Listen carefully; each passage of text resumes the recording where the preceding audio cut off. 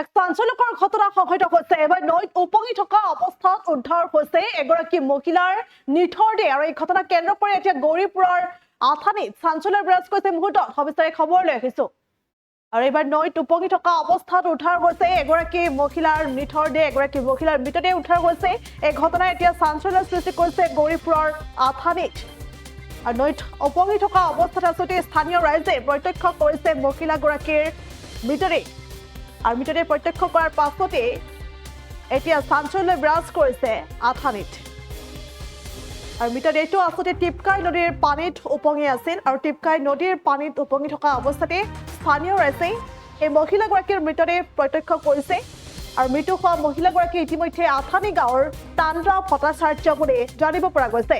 আৰু মহিলাগৰাকী প্ৰাতঃ ভ্ৰমণলৈ আহিছিল। আৰু প্ৰাতঃ ভ্ৰমণলৈ অহাৰ পাছতে নৈত পিছলি পৰি মৃত্যু হোৱাৰ সন্দেহ প্ৰকাশ কৰিছে এতিয়া একাংশ স্থানীয় ৰাইজে। আৰু প্ৰাতঃ ভ্ৰমণৰ সময়ছোৱাত নৈত আচলতে পিছলি পৰি মহিলাগৰাকীৰ মৃত্যু হোৱাৰ এতিয়া সন্দেহ প্ৰকাশ কৰিছে একাংশ স্থানীয় ৰাইজে। আৰু ইতিমধ্যে ঘটনাস্থলীত গৌৰীপুৰৰ আথানী আৰক্ষী উপস্থিত হৈছে। আৰু মৃতদেহ আচলতে এই ঘটনা সন্দৰ্ভত তদন্ত আৰম্ভ কৰিছে আৰু মৃতদেহ উদ্ধাৰ কৰিছে বুলি জানিব পৰা গৈছে। আপোনালোকে কৈছো গৌৰীপুৰৰ আথানীত উদ্ধাৰ হৈছে এগৰাকী মহিলাৰ মৃতদেহ। আৰু মৃতদেহটো টিপকাই নদীৰ পানীত উপঙি থকা অৱস্থাত স্থানীয় ৰাইজে প্ৰত্যক্ষ কৰিছে। আৰু ইতিমধ্যে মহিলাগৰাকী আথানী গাঁৱৰ তান্দ্ৰা ভট্টাচাৰ্য বুলি জানিব পৰা গৈছে। প্ৰাতঃ ভ্ৰমণৰ সময়ছোৱাত মহিলাগৰাকীয়ে নৈত পিছলি মৃত্যু হোৱাৰ সন্দেহ প্ৰকাশ কৰিছে একাংশ স্থানীয় ৰাইজে। আৰু ঘটনাস্থলীত এক হাহাকাৰ পৰিৱেশে বিৰাজ কৰিছে। এইদৰে আমি দৃশ্যাংশ দেখুৱাইছো। আৰু এইদৰে হাহাকাৰ পৰিৱেশে বিৰাজ কৰিছে ঘটনাস্থলীত। আৰু এইদৰে টিপকাই নৈৰ পানীত উপঙি থকা অৱস্থাত সেই মহিলাগৰাকীৰ মৃতদেহ উদ্ধাৰ হৈছে। আৰু ইতিমধ্যে ঘটনাস্থলীত আৰক্ষী উপস্থিত হৈ মৃতদেহ উদ্ধাৰ কৰি সমগ্ৰ ঘটনা সন্দৰ্ভত তদন্ত আৰম্ভ কৰা পৰিলক্ষিত হৈছে। এই মুহূৰ্তত ভাষ্য আছে আগবঢ়াইছে। মোৰ সৰু খুৰী প্ৰয়াত তন্দ্ৰা ভট্টাচাৰ্য,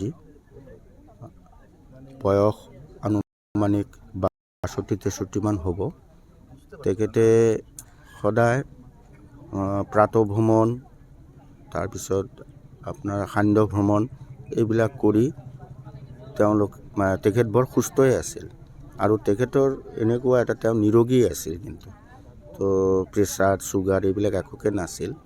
তো আজি যথা দিনৰ দৰে আজিও ৰাতিপুৱা ভাগত ওলাই যায়, আনুমানিক 6 বজাত ওলাই গৈ প্ৰাতঃ ভ্ৰমণ কৰি যেতিয়া ঘৰমুৱা হোৱা নাই, তেতিয়া আমি আমাৰ পৰিয়ালৰ সমূহে তেওঁক বিচাৰি নাপাই এজনে পিছত খবৰ পঠালে যে নৈৰ তেখেতৰ এটা বস্তু কি পোৱা গৈছে, এজন মানুহৰ দৰে দেখা গৈছে।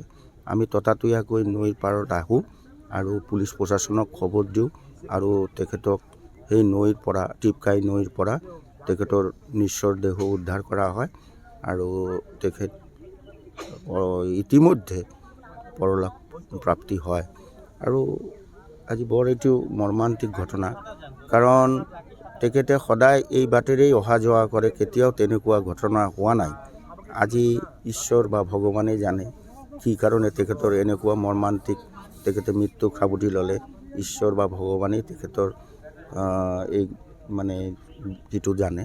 তো মই তেখেতৰ আত্মাৰ সদ্গতি কামনা কৰিলোঁ। যিকোনো খবৰৰ বাবে যোগাযোগ কৰক 7099017330 লগত 9110 নম্বৰত।